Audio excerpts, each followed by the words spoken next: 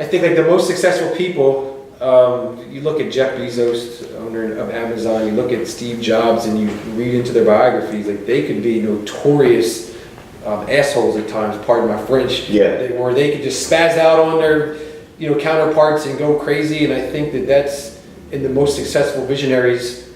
You have that component in everyone, where it's like on the surface when you're speaking and doing your thing, it's all looks like it's put together, but behind the scenes, sometimes us as successful entrepreneurs, we're actually driven by our own frustrations of things when they're not going as smooth as they should be. We have to be the ones that also, sometimes you have to just yell, scream, and you mean it in a good way. So have you experienced some of that in your position?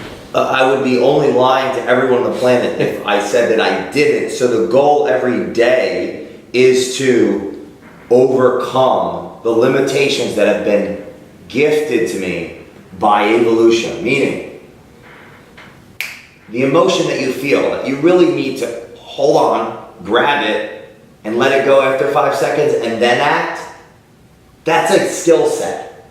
Right. Meaning, we've been gifted. The reason I say a gift is because without the fight or flight response, without the emotions that we have, well, we wouldn't have got to the point where we could think like we do. So we've been gifted through evolution. We've been gifted through biology to have all of these emotions. We've been gifted to have this life. So I say it's a gift because without it, we wouldn't be able to think, because that came later. Right.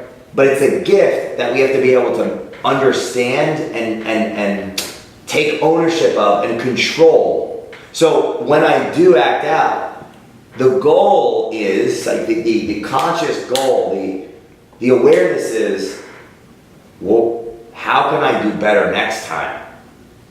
See, my business and anyone's business is only going to grow as large as the belief, understanding, and personal power through the action of the leader. Because through my belief, through my understanding, and through my action, I'll develop other leaders to grow their subdivisions and their subcultures within my overall culture ethos. So yes, do I act out? The answer is yes. Is that the right thing? The answer is always 1,000,000,000% no. But frustration drives the business, because it's like, all right, you got to get back in the driver's seat and go, but it's all about how we react to it and use it as a positive thing to get a result. It's inertia. It's physics. It's physical inertia. If you have a negative scenario, right, meaning something happened and then you placed meaning onto it that it's negative, now you're 2 steps back. You can move 7 steps back faster than going 7 steps forward until you stop, you brace yourself, you collect yourself, and you use that negative energy to turn it positive. And when you do that, you can actually take all of the people that are around you, all of your followers, all of your employees, all of your teammates, and they'll help you push it forward too. But if you take that scenario, you place negative meaning on it, now it's going to go -2 to -1,000, because all your people are going to go behind you and be influenced by you. So now, you do a lot of business coaching, real estate agents, executives, and everything in between.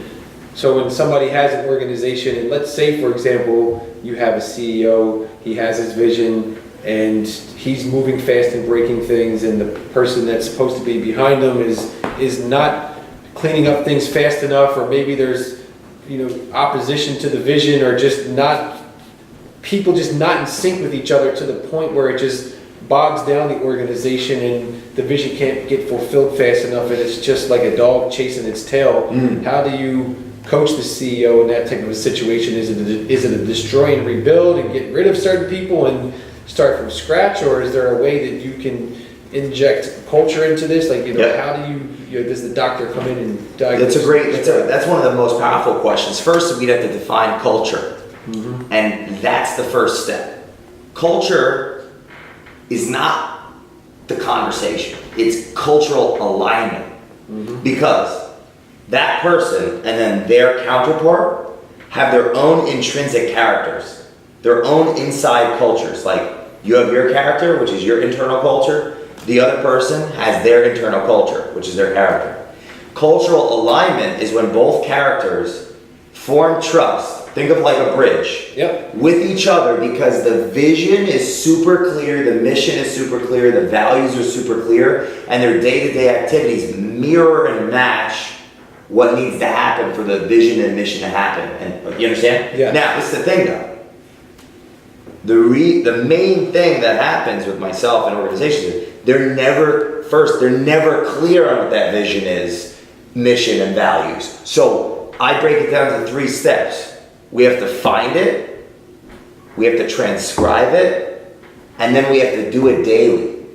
Yep. Finding is about an audit. It's about figuring out where the business is, all of the integral pieces, where the mindset, the headspace of the leadership is, and getting really clear on what that vision actually is. So that way the vision and the mission can serve a purpose in the daily activities. Get really clear what the values of the company are, which is something that it's a meeting of the minds with the leadership. So then we can use those values to quote unquote do it daily, which is where the training of the organization comes in. The training for the leadership and the training for the employees. See, without actually indoctrinating the employees and the leadership on the values of the company, and then training them on the competencies that they need to be successful, well, there is no business. Of course. There's just someone running around, like attempting to do things, and there's other people following them because they see that person doing stuff, but they can't articulate. Like the person that's doing stuff hasn't necessarily or may never articulate who they are, what the vision is, what the mission is, or any of that. But people follow them because they believe what they believe and they see them taking action. Now that works to a point.